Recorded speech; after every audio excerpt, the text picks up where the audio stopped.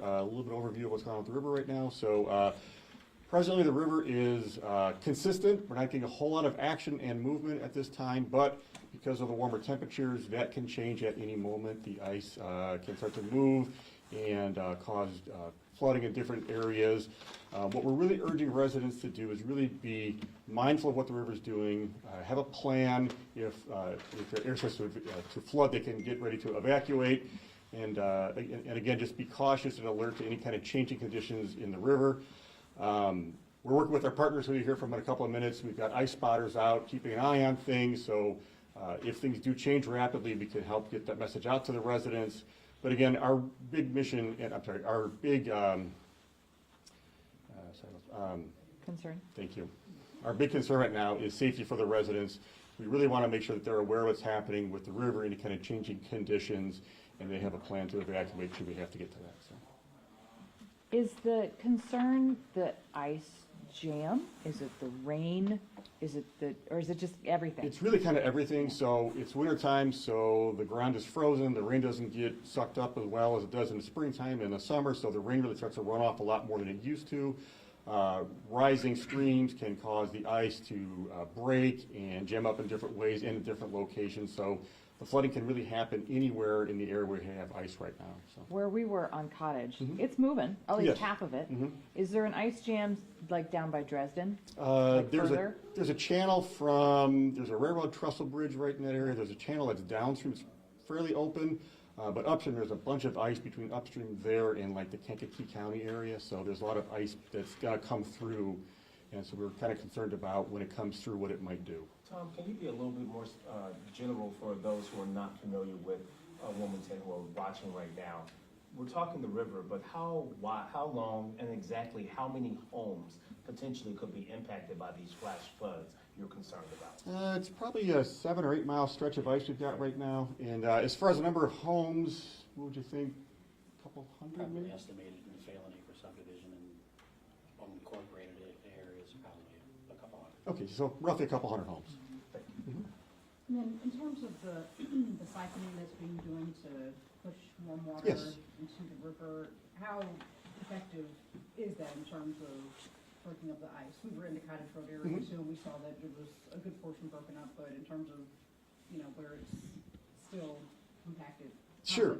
So the siphon is one of the many tools we can use. The siphon, when we take the warm water out of the Dresden cooling pond and put it in the Kankakee River there, that combined with the warming temperatures really helps make a difference in melting that ice much more quickly. So the siphon is definitely an effective tool, but it's just works a whole lot better when it's working in concert with Mother Nature warming things up too. So the channel will continue to open up as temperatures warm up a little bit. So hopefully that answers your question. In terms of the river height right now, I was told that typically on a normal day it's about 4 feet, but now it's close to 13 feet, is that correct? I think that's what the gauge is putting out right now, yes. We have rain coming, expected around 5, a little later this evening. Obviously, that is the ultimate concern, and just how quickly do you believe this could move? It's really hard to say how fast it could move. At any given time, the ice can break up and start moving downstream, so it's really hard to predict that. We work very closely with the Weather Service, and they've been great giving us as much forecast information as they can, but that's really hard to predict how fast or how soon that could happen. But the rain is not beneficial to you. No. It's a concern for us, absolutely. And Tom, can you speak to any other mitigation efforts that you have been putting in place? Or, we talked about the Dresden, we've talked about the cooling water. What is being done right now in terms of trying to either help move this along or help to dissipate this? Yeah, there's not a whole lot of technical things we can do. Again, it's just it's a lot of ice, and it's hard to break that up, technically speaking.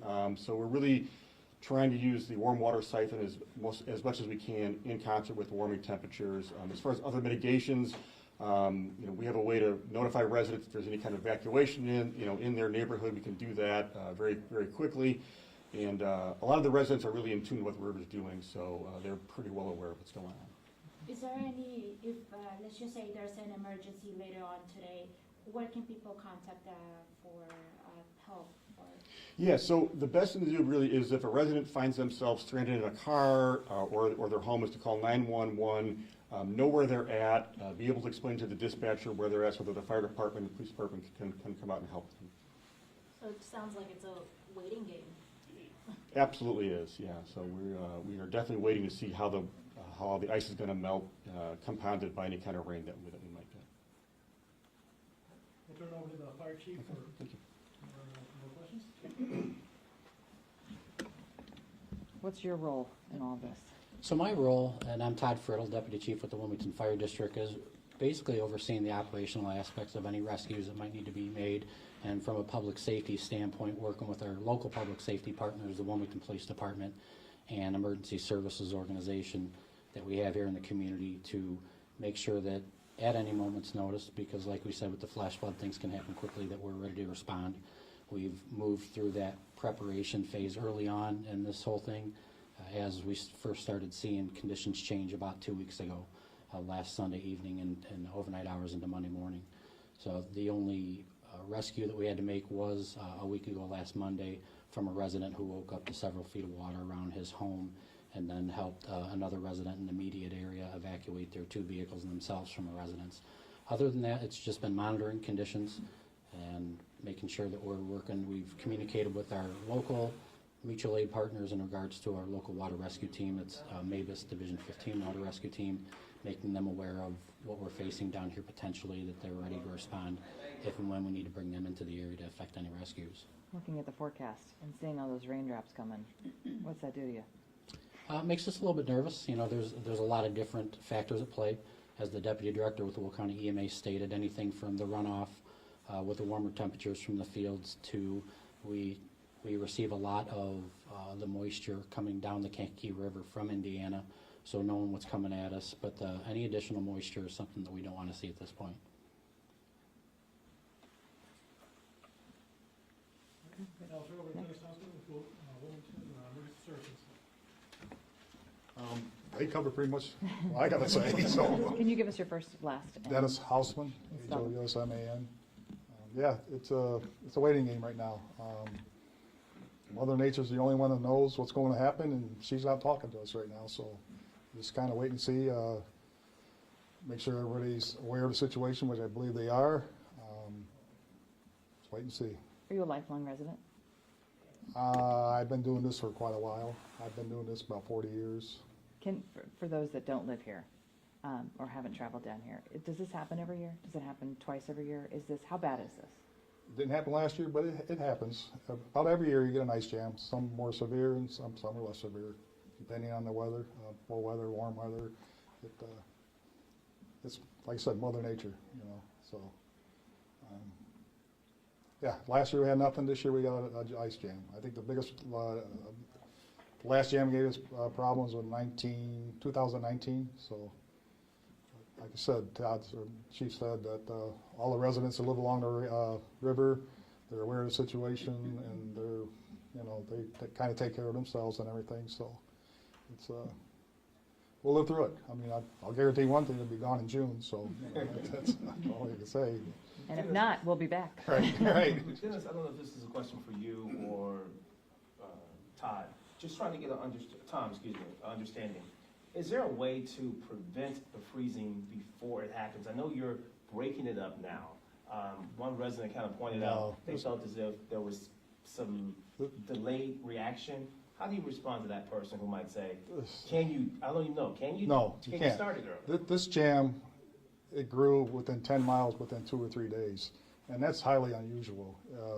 It usually takes a few weeks for the jam to build this big, this fast, but this one come up and like started Sunday, and it was up to Wilmington by Tuesday, and that's 10 miles it built up. There was the super cold weather, the sub-zero freezing, you know, for a few days. It just happened. I mean, there's nothing we can do about it.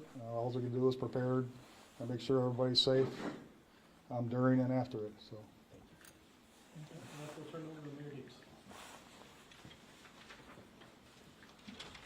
Hello. Again, I don't think I need to rehash anything that's already been said. The condition's been pretty steady, so I'll happily answer any questions again. Can you say your first name, your last name, and spell them both for us? Ben, B-N, Dietz, D-I-E-T-Z, And Mayor. Mayor. Just talk, this is your town, this is your community. Did you grow up here? I did not. You did not, okay, but this is your community. What message do you have for residents watching? I think the residents are very well informed of what's going on. Again, it's not something that happens, I mean, it is something that happens very frequently, almost annually for us. So those that are affected absolutely know what to expect. And our message is simply the city's ready to help if we need to. The fire department and EMA are all on board with that same plan. So I don't think there's anything new or unusual for them. It's just this time of year that's to be expected.